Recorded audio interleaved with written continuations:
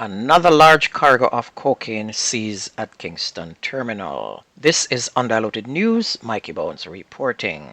On Saturday morning, a sizable cargo of cocaine worth billions of Jamaican dollars was stopped at the Kingston Freeport Terminal. Cocaine was seized with an official weight of 1,250 kilograms and a street value of $12 billion. The finding was made at about 3 o'clock by officers from the Narcotics Division, the Jamaica Defense Force, and Jamaica Custom Agency.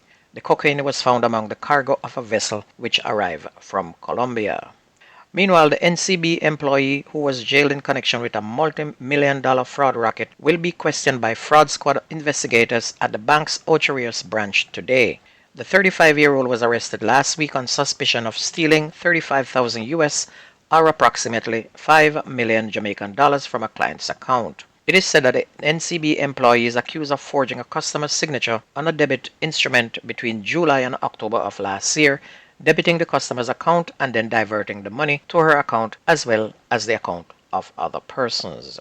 The St. Elizabeth police is reporting that the man considered the parish most wanted is now in custody. The police said that Dwayne Morrison, otherwise called Sharky, surrendered on Friday.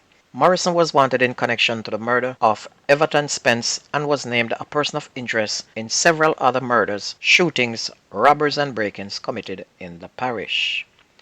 A police officer who was seen on a camera assaulting a female bike rider on Mandela Highway in 2018 was convicted of assault on Friday when he appeared in the St. Catherine Parish Court. The sentencing date is now set for February 24th for Corporal Owen McCleary. And following a bike's collision with his car on Mandela Highway on August 17 of 2008, Laurie Ramdin Morsod, who is the rider, and the policeman reportedly got into a dispute. Cop was seen collaring Morsod and pinning her to the ground in the incident's video.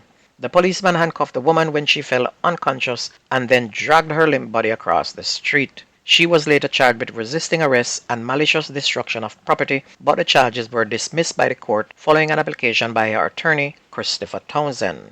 Attorney-at-law Christopher Townsend said that his client plans to file a lawsuit against the state. Two persons were shot and killed in separate incidents on Saturday, one in Manchester and the other in the corporate area. In Widhamfield in Manchester, a bartender from Dunmere Close was shot and killed.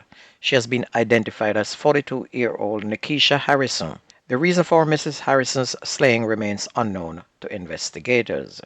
And in the other incident, it is said that about 12:15 on Saturday afternoon, gunmen in the St. Andrews South Police Division went to 4th Street and shot a 15-year-old child. Ricardo Abrams, a resident of Kingston 11, 5 Olympic Way, has been named as the victim. The Kingston Western Police have identified a man who was killed in Tivoli Gardens, West Kingston on Sunday afternoon and have now released more information about the murder. The dead man is 37-year-old Nico Francis, otherwise called Frasman, a shopkeeper from Bustamante Highway in Tivoli Gardens. Police said at about 12:50 p.m. Francis was sitting along the sidewalk grooming his hair when he was pounced upon by men traveling in a white Toyota Axio motor car. The men, the police said, opened fire at Francis, hitting him in the upper body, following which they drove away and escaped in the direction of Industrial Terrace. Meanwhile, quick action by the St. Catherine South Police prevented bloodshed and possible death on Sunday morning after the home of a businessman was shot up and set ablaze in Sakuba Pen in Old Harbor. The businessman was unhurt, according to police report. Lawmen have since launched an investigation into the suspected case of arson and murder. Reports are that a loud boom outside the businessman's home woke him up. When he got up, he noticed smoke streaming through his bedroom window. He then checked and found that the living room and the veranda were also on fire. He then heard a number of explosions that sounded like gunshots and was unable to escape the burning building. The businessman was able to call for help from the police, who came and rescued him out of the house. And according to police, there is no known reason behind this strike. However, you can clearly see he's definitely marked for death. So we say run if you can, brother. They're gonna come back unless you can find who sent them first. A man was shot dead during a confrontation with the police after he and his cronies broke into a wholesale in Savlamar, Westmoreland on Sunday morning. The deceased has been identified as 31-year-old Dwight Mackenzie of a Burn Savannah address in the parish. According to the CCU, 2 males broke into the wholesale store called This One on Lewis Street and took a number of things. The gunmen then challenged the police when they arrived at the area after learning about the situation. When the police reacted defensively, Mackenzie was shot and killed, and the other shooter or shooters fled. One Browning 9mm pistol was recovered during that incident, and Mackenzie was said to be a known violence producer. Two men were shot, one fatally by gunmen near the Barnett Street police station in Montego Bay, St. James on Friday night. The deceased is 30-year-old Dwayne Dixon of Gravel Lane in Montego Bay in the parish. Reports are that about 9:40 p.m. Dixon was among persons standing along the roadway when gunmen opened gunfire at them. When the gunshots subsided, Dixon and another man were found suffering from bullet wounds.